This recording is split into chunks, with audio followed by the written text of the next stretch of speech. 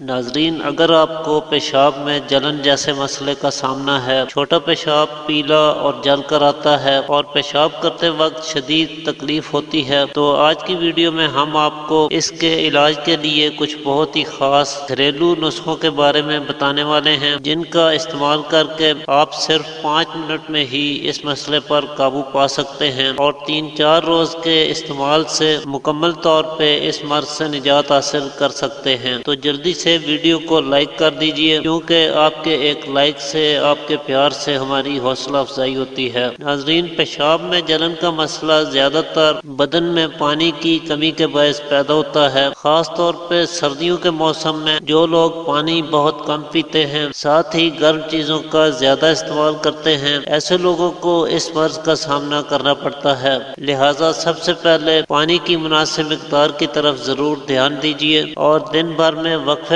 سے پانی کا استعمال کرتے رہیے۔ زیادہ تکلیف ہو تو آدھا گلاس دودھ میں آدھا گلاس پانی ملا کر دن میں 3-4 مرتبہ پئیں۔ گوشت، انڈا، مچھلی، مسور کی دال، بینگن، فاسٹ فوڈ، تیز مرچ مسالے دار چیزوں سے مکمل طور پہ پرہیز کریں۔ شراب نوشی سے اور ملاپ سے دور رہیں۔ صاف ستھری سبز رنگ کی خوشبودار سونف لیجئے۔ چھوٹی الائچی یعنی سبز الائچی کے دانے لیجئے۔ سفید زیرہ، خربوزہ کے بیج اور کھیرے کے بیج، یہ پانچوں چیزیں ہم وزن لے کر پیس لیجئے اور کسی بند ڈبے میں سنبھال کر رکھ لیجئے۔ اس میں سے 2 چمچ لے کر 1.5 کپ پانی میں ڈال کر چولہے پر رکھیں۔ جب پانی 1 کپ رہ جائے تو چولہے سے اتار کر حسب خواہش ہلکا سا میٹھا کر کے نوش فرمائیں۔ صبح، دوپہر، شام دن میں 3 مرتبہ اسے استعمال کریں۔ پیشاب کی جلن کو 5 منٹ میں دور کر دیتا ہے۔ اس کے علاوہ ایک نسخہ اور بھی ہے جو پیشاب کی جلن اور رکاوٹ کو دور کرنے میں انتہائی بے مثال فوائد کا حامل ہے۔ پیشاب کی نالی میں سوزش کے باعث درد ہوتا ہو اور پیشاب کرتے وقت شدید تکلیف کا سامنا ہو تو یہ نسخہ فی الفور فائدہ کرتا ہے۔ اس کے لیے آپ کو صرف 3 چیزوں کی ضرورت ہوگی۔